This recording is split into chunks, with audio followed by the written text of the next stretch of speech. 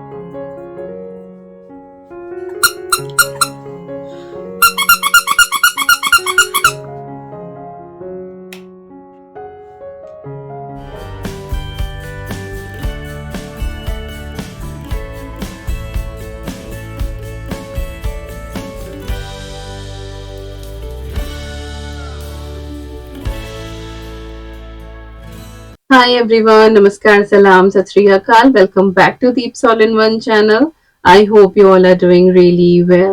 ये क्लिप्स हैं कुछ दिन पहले की जब स्नोफॉल हुई थी।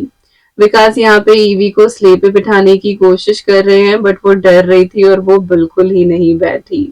उस दिन मैं व्लॉग तो कोई रिकॉर्ड कर नहीं रही थी लेकिन बच्चे इतना ज्यादा फन कर रहे थे तो अपने आप को कैमरा उठाने से रोक नहीं पाई और छोटी छोटी सी मैंने बिट्स ये रिकॉर्ड कर ली और सोचा कि चलिए आज के व्लॉग में ऐड कर देती हूँ क्योंकि आप में से बहुत सारे लोगों को स्नो देखना बहुत पसंद है। मेरी फ्रेंड आकांक्षा आई हुई थी अपनी फैमिली के साथ और उनके पास ये स्ले थी तो वो ले आए थे और बच्चों ने इसके ऊपर खूब सारी राइड ली। ईवी का भी ये फर्स्ट टाइम एक्सपीरियंस था स्नो में खेलने का। स्नोफॉल पहले भी बहुत बार हुई है लेकिन हमने उसे बाहर नहीं निकाला था क्योंकि डर ही लगता था कि कहीं बीमार ना पड़ जाए, ठंड ना लग जाए। लेकिन अब वो बड़ी हो रही है और जब बाकी लोग खेल रहे थे तो फिर वो जिद भी कर रही थी तो उसको अच्छे से पैक किया और फिर उसको हमने बाहर निकाला और उसने इतना एंजॉय किया ना। नर्सरी राइम्स वगैरह देखती है ना तो उसमें बहुत कुछ सीखती है वो। तो जैसे जैसे देखती है बिल्कुल उसी तरीके से कर रही थी। और ये लोग तो स्ले पे थे और ईवी ने सबसे पहले स्नोबॉल यहाँ पे बनानी शुरू करी और बस फिर उसकी देखा देखी यहाँ पे स्नोबॉल फाइट जो है वो शुरू हो ही गई और कोई भी इस फाइट से नहीं बचा। मैं तो बिल्कुल अंदर की तरफ ही खड़ी हुई थी, बाहर नहीं निकली थी बट स्टिल मुझे भी एक दो लगी हैं और अंदर पूरा स्नो स्नो हो गया था। और जब बिल्कुल प्रेस कर करके ये स्नोबॉल बनाते हैं ना तो वो लगती भी है और अच्छी खासी मार पड़ती है। बट यही वो मेमोरीज होती हैं जो हम क्रिएट करते हैं और आगे चल के फिर चाय की चुस्की के साथ हम याद करते हैं कि तब हमने ऐसे मजे किए थे, हम ऐसे खेले थे, हमने ये किया था, वो किया था। तो कोई भी ऐसा पल जो है ना वो हाथ से जाने नहीं देना चाहिए और अच्छी अच्छी मेमोरीज जो है वो क्रिएट करनी चाहिए। तो अच्छा खासा यहाँ पे सब लोग इंजॉय कर रहे थे और अभी देखिए विकास के हाथ में कितनी बड़ी स्नोबॉल है। बेन ने कोशिश तो करी स्ले आगे करके कि हाँ उसको ना लगे बट हाँ अच्छी खासी उसको लगी ही है यहाँ पे। वैसे आपके यहाँ पे कैसा वेदर चल रहा है आजकल मेरे साथ कमेंट सेक्शन में जरूर शेयर कीजिएगा। घर तो अब जब भी बात होती है तो बस यही सुनने में आता है कि भाई बहुत ठंड हो रही है, रजाई में से निकलने का बिल्कुल भी मन नहीं करता है। तो अंदर खेले ये लोग खूब सारा और फिर जो स्नो थी ना वो बिल्कुल इन्होंने फ्लैट कर दी थी तो फिर बाहर फुटपाथ की तरफ निकल लिए और यहाँ पे स्ले पे दोनों बच्चों को बैठा के बेन पुल कर रहे थे। एंड आई एम श्योर कि उस दिन जिम जाने की बिल्कुल भी जरूरत नहीं पड़ी होगी क्योंकि बच्चों ने अच्छी खासी एक्सरसाइज उस दिन बेन की करवा ही दी थी। तो इतना ये खेले हैं ना, खेल खेल के फिर थक ही गए थे और फिर आकांक्षा और निकले वापस अपने घर की तरफ और अद्वी और भी फिर अंदर आ गए बट देवर लाइक ये थोड़ी देर और खेल लेते लेकिन स्नो फिर से गिरनी शुरू हो गई थी। खैर अब वापस आ जाते हैं आज के दिन में और आज के व्लॉग की शुरुआत करते हैं। सबसे पहले तो यहाँ पे मैं सॉरी ही बोल दूं क्योंकि धूप का बहुत ज्यादा रिफ्लेक्शन आ रहा है। टेम्परेचर माइनस में है बाहर लेकिन धूप खिली हुई थी तो अंदर से ऐसा लग रहा था कि बस कितना अच्छा मौसम है लेकिन बाहर निकलते ही कुल्फी जम रही थी। अब से करीब 10-12 दिन पहले मैंने सोफा कवर और बेडशीट ऑर्डर किए थे वार्म वाले और उस दिन से ये रखे ही थे क्योंकि बीच में तबीयत भी खराब हो रही थी। तो मैंने इनको ओपन ही नहीं किया था और मुझे ये लग रहा था कि इनकेस अगर मुझे एक्सचेंज या रिटर्न करना पड़ा तो कहीं डेज ही ना निकल जाए, बट खैर ऐसा कुछ नहीं हुआ। स्टफ मुझे बहुत ज्यादा पसंद आया। एक इंस्टाग्राम स्टोर है फनी फजी यूके करके, उसका मैंने ऐड देखा था, फिर उनकी प्रोफाइल पे जब मैंने विजिट किया तो उनके पास बहुत सारी वैरायटी थी। कॉटन के सोफा कवर तो मेरे पास थे, आपने देखा ही है, लेकिन मुझे विंटर के लिए ना वार्म वाला चाहिए था, क्योंकि कई बार ऐसा होता है कि ईवी ना दोपहर में नीचे ही सो जाती है।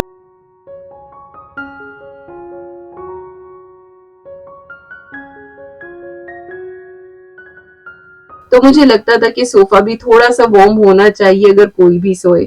और फिर जैसे अभी गेस्ट भी आए हुए थे ना, तो इस सोफा को भी हम लोग पुल करके सोफा बेड बना लेते हैं, तो उस हिसाब से भी मुझे चाहिए था। तो मुझे बस यही एक डर था कि कहीं इसका जो फर है वो शेड ना होता हो, लेकिन ऐसा बिल्कुल भी नहीं हुआ है। बहुत अच्छा इसका फर है और सच में बहुत ही ज्यादा वार्म है। डिफरेंट डिफरेंट वैरायटी इनके पास है, आप चेक कर लेना, मैं लिंक दे दूंगी डिस्क्रिप्शन बॉक्स में, in case you are interested और आप सोच रहे हैं इस तरह का कुछ लेने का। तो जो इसका बेस है ना, इसके ऊपर सिलिकॉन लगा हुआ है, इससे ये बिल्कुल भी फिसलते नहीं है। मेरा तो खैर ये सोफे का जो बेस है वो फैब्रिक का है, लेकिन अगर आपका लेदर का भी है ना तो भी ये बिल्कुल नहीं फिसलेगा और बहुत अच्छे से ये स्टिक हो जाएगा। और मेजरमेंट जो है वो आप अपने सोफे की ले लें, उस हिसाब से जो इनके साइजेस हैं आप ऑर्डर कर लें। तो मैंने ये जो है वो 5 पीस मंगवाए हैं, 2 मैंने लार्ज साइज में मंगवाए थे और 3 जो है वो बैक कुशन उसके लिए मैंने स्मॉल साइज के मंगवाए हैं। अगेन आप अपने सोफे का जो है वो देख लियो, और उनकी बहुत सारी रील्स भी हैं एक्चुअली इंस्टाग्राम पे ना, जिसमें वो पैटर्न पूरा दिखाते हैं कि किस तरह से आपका किस भी तरह का अगर सोफा है उसको आप कैसे कवर कर सकते हैं। और साथ साथ अगर आपके घर में पेट है ना, फर बेबीज, तो उनके लिए भी बहुत सारे ऑप्शन है, उनके छोटे छोटे घर है जो उनको वार्म रखेंगे। तो बहुत अच्छा सा इनका प्रोफाइल है, आप चेकआउट कर लेना, मैं लिंक दे दूंगी डिस्क्रिप्शन बॉक्स में। तो यहाँ पे जो सोफा है उसको मैंने कवर करना शुरू किया और यहाँ पे एक्सपेरिमेंट चल रहा था एक्चुअली ढेर सारा कि कैसे कैसे करके ये अच्छा लगेगा। तो पहले तो मैंने इस तरीके से सोफे को जो है कवर किया, लेकिन मुझे ये कुछ अच्छा नहीं लग रहा था। मतलब होता है ना कि एकदम देखते ही के मन भा जाए कि हाँ ये बहुत अच्छा लग रहा है, ऐसा नहीं था। और यहाँ पे मैं बिल्कुल क्लोजअप आपको दिखा रही हूँ कि कितना सॉफ्ट सा है। आई विश कि आप लोग इसको फील कर पाते। सच में इसके अंदर वार्मथ भी बहुत अच्छी है और ये सॉफ्ट भी बहुत ज्यादा है। और ग्रे कलर का मैंने लिया है क्योंकि पूरा ही थीम जो है वो ग्रे है। इसके बाद मैंने इसको फिर से चेंज किया और ये पैटर्न मैं फिलहाल अपने सोफे के ऊपर रख रही हूँ। ये मुझे अच्छा लगा, इसमें जो मेरे सोफे का फैब्रिक है थोड़ा वो भी दिखाई दे रहा है और ये बिल्कुल कवर कवर नहीं लग रहा था, तो ये ज्यादा बेटर लगा। आपको कौन सा ऑप्शन अच्छा लगा मुझे कमेंट सेक्शन में जरूर बताना।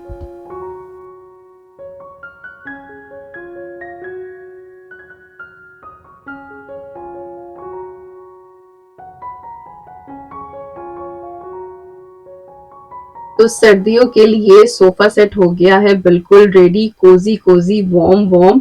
और जो ये कवर्स है ना, ये बिल्कुल आर्म चेयर के साथ मैच कर रहे हैं, लेकिन कैमरा में ये थोड़ा सा ब्लूइश शो कर रहा है, बट ये ग्रे है। खैर अब आ जाते हैं किचन की तरफ और बनाना शुरू करते हैं हमारा आज का लंच। तो लंच में आज मैं बनाने वाली हूँ साग, और मैं इसको सरसों का साग बोलती हूँ, लेकिन सरसों हम इसमें इस्तेमाल करने वाले नहीं है क्योंकि इजीली अवेलेबल यहाँ पे है नहीं। और साग की इतनी सारी रेसिपी, इतने सारे एक्सपेरिमेंट मैंने कर लिए हैं कि मास्टरी हो गई है अब साग बनाने में। और फाइनली ये वाली जो रेसिपी मैं ट्राई करती हूँ, ये ऑलमोस्ट यही कहूंगी कि 95% आपको सरसों के साग का टेस्ट देगी। तो अगर आप किसी ऐसी कंट्री में जहाँ पे सरसों का साग आपको इजीली अवेलेबल नहीं है, तो आप ये वाली रेसिपी जरूर ट्राई करना। तो प्रेशर कुकर में मैंने थोड़ा सा पानी ऐड करा है, उसके बाद आधी मूली थी जो मैंने डाली है कट करके, एक मैंने ब्रोकली का फूल लिया है वो भी मैंने ऐड करा है, और साथ ही मैंने 2-3 हरी मिर्चें डाली हैं, और इसके बाद यहाँ पे पालक का पूरा एक बंच है, और सारी चीजें मैंने अच्छे से वॉश कर ली थी। और ये है मेथी के ब्लॉक्स जो फ्रोजन है, अगर आपके पास फ्रेश हो तो आप फ्रेश इस्तेमाल कर ले। मुझे फ्रेश मिली नहीं थी, फ्रोजन में रखती हूँ तो मैंने वही ऐड कर ली है यहाँ पे। आप चाहें तो इसमें थोड़ा बहुत धनिया भी डाल सकते हैं, उसका भी टेस्ट अच्छा आता है। बट हाँ, बिल्कुल आप यही रेसिपी एक बार ट्राई करके देखना, आई एम श्योर आपको पसंद आएगी। तो एक ही विसल में हमारा जो साग है वो डन हो जाता है, तो उसको हमने उबलने के लिए रख दिया है। मीनवाइल यहाँ पे हम मक्की की रोटी की तैयारी कर लेते हैं। तो 2 कप यहाँ पे भर के मैं मक्की का आटा ले रही हूँ। हमारे यहाँ मक्का बोला जाता है, कुछ लोग फिर कमेंट करके बताते हैं कि मक्का क्या होता है, मक्की होती है। हर जगह की ना एक लोकल लैंग्वेज होती है, एक एक्सेंट होता है, प्रोनाउंसिएशन होती है, और आप उसी के हैबिचुअल होते हो, आप वही चीज जो है वो बोलते हो। बट आई नो कुछ लोगों को वो अटपटा लग सकता है। तो खैर रेसिपी की तरफ आ जाते हैं। तो 2 कप हमने यहाँ पे मक्के का आटा लिया है, और उसके अंदर हम जो है वो 1 सवा कप के करीब पानी ऐड करेंगे। पानी आपको गर्म लेना है, मैंने केटल में बॉईल कर लिया था। 1 चम्मच मैंने घी ऐड करा था गर्म पानी में, जिससे वो अच्छे से मेल्ट हो जाता है। और तो 1 कप हमने पहले पानी डाला, और 1/4 कप अब हम यहाँ पे ऐड कर रहे हैं। और अब हाथ मत लगा देना इस वाले आटे को, क्योंकि ये बहुत ज्यादा गर्म है। तो इसको स्पून से हम अच्छे से मिक्स कर देंगे, और इसको कवर करके 5 से 6 मिनट के लिए छोड़ देंगे, ताकि पानी का जो टेम्परेचर है वो थोड़ा सा डाउन हो जाए, साथ ही जो हमारा मक्का है वो भी अच्छे से फूल जाए, और उसकी जो कणी है ना वो मर जाए। यही बोला जाता है हमारे यहाँ कि इसकी कणी जो है वो मर जाए, इसका मतलब है कि आटा जो है वो सॉफ्ट हो जाए।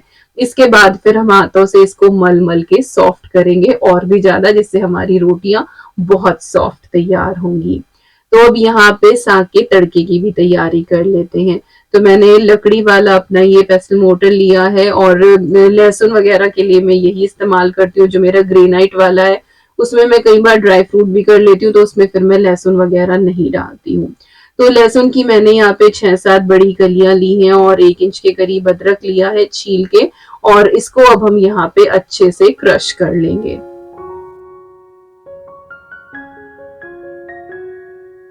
जब ये अच्छे से क्रश हो जाए, तब हम इसमें 1 चम्मच जीरा और 1.5 चम्मच के करीब धनिया पाउडर ऐड करेंगे। आप चाहे तो होल धनिया भी यहाँ पे ले सकते हैं, मेरे पास नहीं था, मैंने सारे का ही मसाला बना लिया था, तो इसीलिए मैंने वो पिसा हुआ लिया है, लेकिन आप होल लें तो ज्यादा बेटर है। और इसको फिर हमें अच्छे से क्रश करना है। जो जीरा हमने इसमें डाला है वो टूट जाना चाहिए, वो साबुत नहीं रहना चाहिए। तो तड़के की यहाँ पे तैयारी हो गई है। अगर आपको ये और भी ज्यादा स्पाइसी बनाना है, तो यहाँ पे आप 2 हरी मिर्चें भी साथ में कूट सकते हैं, लेकिन मैंने उबलने में वो डाल दी थी, और मैं लाल मिर्च भी इस्तेमाल करने वाली हूँ। तो साग जो है हमारा यहाँ पे बहुत अच्छे से उबल गया है, और पानी हमने बस 2 टेबल स्पून के करीब ही इसमें ऐड किया था। तो इसमें कुछ बहुत ज्यादा पानी निकला नहीं है, लेकिन अगर आपको लगे कि ज्यादा पानी रिलीज हो रहा है, तो आप वो पानी जो है वो निकाल लें। तो यहाँ पे मैं दिखा ही रही थी आपको कि पानी कुछ ज्यादा निकला नहीं। इसके बाद अब मैंने लिया है हैंड ब्लेंडर, और इससे हम इसको कोर्सली मैश करेंगे। अभी यहाँ पे मैंने इसको रन नहीं किया था, मैं ऐसे ही दबा दबा के इसको कोर्स कर रही थी, और अब मैंने जो है ये ब्लेंडर चलाया है।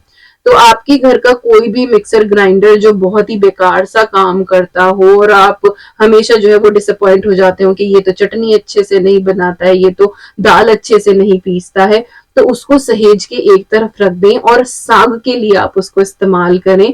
क्योंकि साग की हमें बिल्कुल फाइन प्योरे नहीं बनानी होती, उसमें वो दरदरा टेक्सचर होना चाहिए, जैसे कि पुराने टाइम में हांडी में घोट के बनाया जाता था।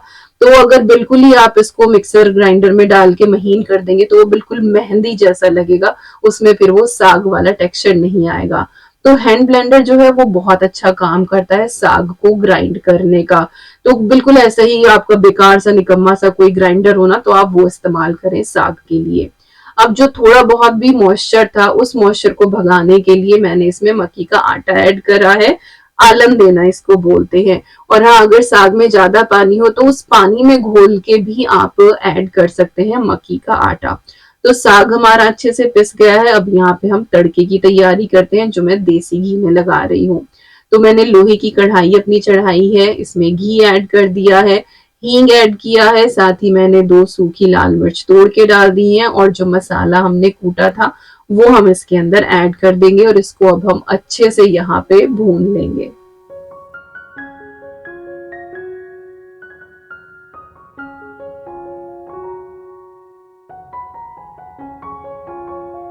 तो मसाला यहाँ पे हमारा अच्छे से भुन जाना चाहिए, गोल्डन ब्राउन हो जाए। इसके बाद सूखे मसाले इसके अंदर ऐड कर देंगे। धनिया और जीरा हम ऑलरेडी डाल चुके हैं, तो बस लाल मिर्ची और हल्दी ही हमें डालनी है। और साथ ही मैंने कुंडी में थोड़ा सा पानी लेके रिंस करके वो डाल दिया है, क्योंकि जो कढ़ाई है ना वो तेज गर्म है, और हल्दी मिर्ची अगर एकदम से जल गई ना तो फिर रंग अजीब सा हो जाएगा। तो पानी अगर डाल देना आप तो उससे खुशनुमा रंग आता है। बाकी ये हमारे घर का साग बनने का तरीका है, मे बी आपके यहाँ किसी और तरीके से बनाया जाता हो, तड़का किसी और तरीके से लगाया जाता हो, तो आप वो भी फॉलो कर सकते हैं। बट फिर से यही कहूंगी कि एक बार इस रेसिपी से तैयार करके जरूर देखना, आई एम श्योर आपको पसंद ही आएगा। और यही कहा जाता है कि साग में तड़का नहीं ऐड किया जाता, तड़के में साग ऐड किया जाता है। तो तड़का हमारा रेडी हो गया था और अब हम इसके अंदर साग ऐड कर देंगे। हमारे यहाँ पे ये थिक सा ही साग खाया जाता है मक्की की रोटी के साथ, लेकिन अगर आपके यहाँ थोड़ा सा रनी लिक्विड ही खाया जाता है तो आप इसमें उबला हुआ पानी ऐड कर सकते हैं। तो साग जितना भी था वो सारा मैंने अच्छे से ऐड किया है। अब हम इसको मिक्स करेंगे और मीडियम फ्लेम पे हम इसको 5 से 6 मिनट तक अच्छे से पकाएंगे, जब तक कि इसके अंदर से आपको खुशबू ना आने लगे। और आपने नोट किया होगा कि अब तक जो है वो इसके अंदर सॉल्ट ऐड नहीं किया था, क्योंकि शुरुआत में जब हम बॉईल करते हैं ना तो वो ढेर सारा लगता है, तो कई बार नमक का अंदाजा गलत पड़ जाता है। तो जब साग बिल्कुल तैयार होने को हो ना, तब आप इसके अंदर नमक ऐड करें।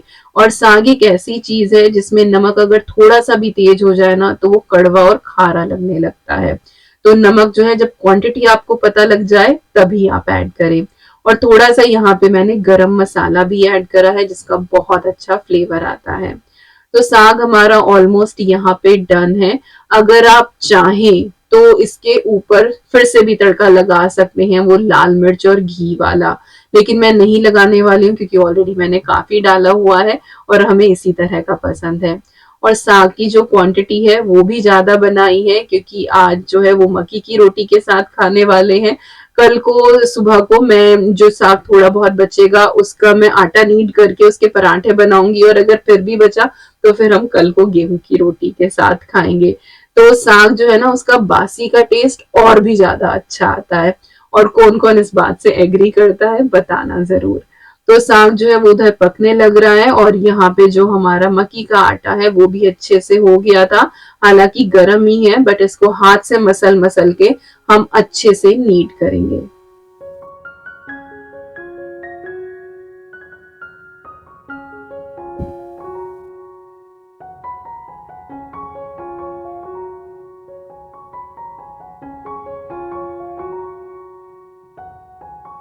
तो यहाँ पे हमारा सॉफ्ट सा मक्के का आटा तैयार हो गया है। पहले ना मैं गेहूं का आटा मिलाया करती थी, लेकिन अब पिछले 3-4 बार से मैं बिल्कुल प्योर मक्के के आटे की बना रही हूँ और रोटियां अच्छी बनने लगी हैं। मेरी मदर इन लॉ बिल्कुल प्योर का ही बनाती थी, लेकिन मुझसे पहले बन नहीं पाती थी, बट अब धीरे धीरे ये भी मुझसे बनने ही लगी हैं। तो प्रैक्टिस अगर हम करते रहे ना तो कुछ भी नामुमकिन नहीं है, आप कर सकते हैं। तो साग हो गया हमारा तैयार। अब फटाफट यहाँ पे मक्की की रोटी बना लेते हैं।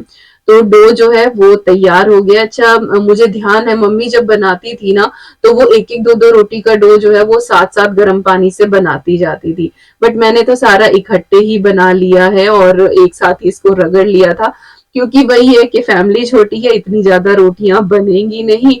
घर में जब थे मायके में तो वही बड़ी फैमिली, बहुत सारी रोटी तो रख के फिर जब ये ठंडा हो जाता है ना तो फिर सही नहीं बनती है इसकी रोटी। तो शायद यही था कि 2-4 रोटी का ही आटा बनाते थे, उनको बनाते थे रोटियों को, फिर दोबारा से आटा मांगा जाता था। तो खैर याद है मक्के की रोटी और साग इन सब की। तो यहाँ पे देखिए कितनी आसानी से ये रोटी बन गई ना। मैं बाकी की बातें करने लगी और आपको दिखाया नहीं मैंने, कि लाइक बताया नहीं कि किस तरह से मैंने बनाई है। तो हल्का सा बस इस तरह से पैट करके, और मैंने गेहूं का आटा यहाँ पे एज ए डस्टिंग यूज करा है। और आप इसको जो है ना वो बेलन से भी बेल सकते हैं जैसे कि मैंने बेला है, और आप इसको हाथ से भी बढ़ा सकते हैं, वो मैं आगे आपको दिखा दूंगी। बट आटा इतना सॉफ्ट होता है कि बहुत ही आसानी से जो है वो आप इसकी रोटी बना पाएंगे, और आप ट्राई जरूर करना। मुझे भी डर ही लगता था पहले कि कैसे मैं बनाऊंगी, बिना गेहूं के आटे की बन नहीं पाएंगी, लेकिन जब कोशिश करी तो बन ही गई।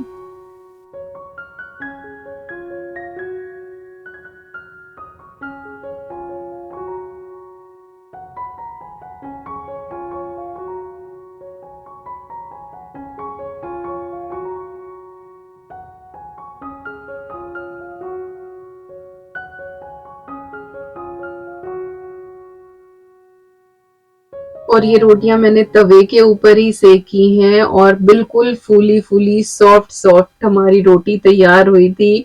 और अब वॉइस ओवर करते हुए फिर दोबारा से मन कर रहा है कि फटाफट से ये साग फिर से बनाएं और फिर से खाएं, क्योंकि विंटर में ना इन सारी चीजों का मजा ही अलग है। हालांकि ये सारी चीजें पूरी गर्मियां भी अवेलेबल होती हैं, लेकिन तब बना के खाने में वो मजा नहीं आता जो कि विंटर्स में आता है।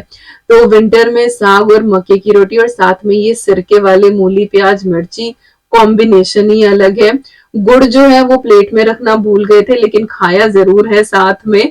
तो गुड़ और रखिए आप, पूरी आपकी जो प्लेट है ना वो बिल्कुल विंटर स्पेशल हो जाएगी। और यहाँ पे मैं वो तरीका दिखा रही हूँ कि हाथों से बढ़ा के भी आप इस तरीके से ये रोटी बना सकते हैं। तो हथेली से जो है ना वो आप इसको रोटेट करते रहें और इसका साइज बढ़ता चला जाएगा। हाथ पे लेके मुझे बढ़ानी नहीं आती है। तो हमने अच्छे से खाया पिया, फिर आराम किया और इसके बाद मैं आई हूँ ऊपर। और अभी मैं यहाँ पे भी बेडशीट चेंज करने वाली हूँ। दिवाली पे हमने ये कर्टेन्स चेंज करे थे और ये वाली बेडशीट बिछाई थी। उसके बाद से अब तक एवरी वीक मैं इसको ही वॉश करके और वापस से बिछा देती थी। अच्छी लग रही थी, बट अब मुझे वो वॉर्म वाली बिछानी थी क्योंकि ली थी। और उसके साथ फिर ये रेड कर्टेन्स ना जाते तो कर्टेन्स भी यहाँ पे चेंज करने थे। और कर्टेन हमेशा जो है वो साहब ही चेंज करते हैं, तो वो आ गए हैं। तो कर्टेन्स हमारे डन हो गए हैं और इसके बाद मैंने बेडशीट्स वगैरह सब कुछ उतार दी है। और ये जो वॉर्म वाली है ये मैंने यहाँ पे बिछा दी है। एंड यू वोंट बिलीव, ये इतनी सॉफ्ट है ना, इतना मजा आता है इसके ऊपर लेट के। बहुत ही ज्यादा अच्छी है और बहुत वार्मथ है इसके अंदर। और ये ना फिटेड शीट टाइप है, इसमें ना नीचे की तरफ इलास्टिक लगी, लाइक कॉर्नर्स में लगी हुई है बेल्ट, जिससे आप इसको मैट्रेस के ऊपर प्रॉपरली फिट कर सकते हैं। तो ये बिल्कुल भी नहीं सरकती है। और इसके नीचे भी सिलिकॉन लगी हुई है और जहां से मैंने सोफा कवर लिया है वहीं से मैंने ये ली है। और बहुत ही ज्यादा ये सॉफ्ट सी है। कलर जो है वो इसका मैंने लिया है अपने रूम के फ्लोर के हिसाब से। पहले मैं सोच रही थी कि ग्रे ही लेती हूँ, बट फिर वो इतना ज्यादा मैची मैची हो जाता ना कि वो मोनोक्रोम मोनोटोन वाला ही उसका लुक आता। तो मैंने ये थोड़ा सा चेंज किया है और मुझे ये कॉम्बिनेशन अच्छा भी लगा है। बाकी हर कोई अपने हिसाब से लेता है और हर घर कुछ कहता है, क्योंकि आप उस घर को अपने हिसाब से सजाते हैं और इसीलिए वो घर अलग लगता है और उसमें आपकी खुशबू आती है। तो यहाँ पे बेडशीट मैंने बिछा दी है और साथ ही जो दुबे कवर वगैरह है वो सब भी मैंने चेंज कर दिए हैं।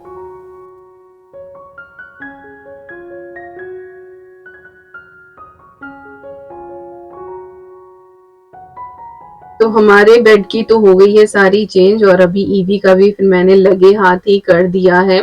और जब अब मैं एडिटिंग कर रही थी ना इस वीडियो की, देन आई रियलाइज्ड के जो मेरे बाल हैं वो पीछे से कितने अब अजीब से लगते हैं। स्मूथनिंग कराई थी ना तो नीचे नीचे के तो अब स्ट्रेट रह गए हैं जो उस टाइम की लेंथ थी। उसके बाद जो ग्रो हुए हैं ना बाल, तो वो ऊपर से बिल्कुल वेवी हो रहे हैं, जो ओरिजिनल टेक्सचर है मेरे बालों का। तो खुद को दिखाई नहीं देता है, लेकिन जब इस तरह से कैमरे में मैं एडिटिंग करते हुए देख रही हूँ तो वो बहुत ही अजीब सा लग रहा है। तो आई थिंक अब थोड़ा बहुत मैनेज करने के लिए जो स्ट्रेटनिंग ब्रश होता है शायद वो मुझे एक बार करना पड़ा करेगा, तब जाके ये बाल थोड़े से इवन लगेंगे, अदरवाइज नीचे के स्ट्रेट और ऊपर के वेवी। तो खैर मेरा तो एक्सपीरियंस अच्छा रहा ही नहीं, मैंने कई बार आप लोगों को बताया है। और मैं सबको यही कहूंगी कि प्लीज स्मूथनिंग वगैरह बिल्कुल भी ना कराएं। बाल बहुत ज्यादा डैमेज हो जाते हैं। नीचे से मेरे बाल इतने रफ हो रहे हैं ना, और मैं इतनी होम रेमेडीज यूज कर रही हूँ, still they are very rough. अभी छुट्टियों में जो मेरी फ्रेंड भी आई थी ना, वरना शी वाज लाइक कि दीपिका कैसे हो गए तेरे बाल, नीचे से कम तुझे 6 इंच जो है वो कटवाने पड़ेंगे तब जाके ये ठीक होंगे। तो खैर कटवाने का तो अभी मन नहीं है, मुश्किल से बढ़ाए हैं, तो देखते हैं क्या होता है।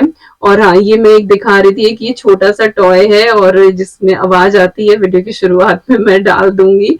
और ये हर पैकेट के साथ आया हुआ था, तो 3 पैकेट थे, 3 पैकेट के अंदर ही ये टॉय था, तो बच्चे खेल लेते हैं।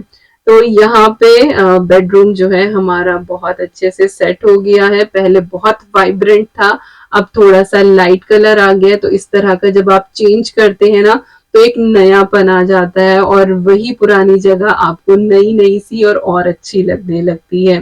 बाकी ये कॉम्बिनेशन आपको कैसा लगा कमेंट सेक्शन में ज़रूर बताना। और थोड़ा सा मैंने ये कंट्रास्ट किया है। अच्छा, जो ये पिलो मैंने रखा है ना, जो फर वाला कुशन आपको दिख रहा है, ये कॉम्प्लीमेंट्री आया है। ये मैंने ऑर्डर नहीं किया था, मैंने बस सोफा सेट और ये बेडशीट ही ऑर्डर करी थी और मेरा जो है वो एक्सपीरियंस अच्छा रहा है। अगेन मैं लिंक दे दूंगी, if you are interested you can check it out. तो आज सोफा भी डन हो गया है और हमारा बेडरूम भी डन हो गया है और अच्छा सा हमने खाया पिया भी है। बाय द वे वीकेंड का ये व्लॉग था, इसीलिए दोपहर को खाना बनाया, अदरवाइज सुबह के टाइम ही खाना बन जाता है। और ईवी की बेडिंग में भी नीचे मैंने जो है वो वार्म ब्लैंकेट लगा दिया है।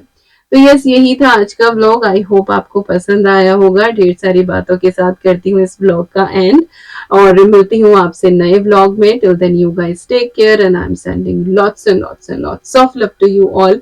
Thank you so much for watching. Take care and bye bye.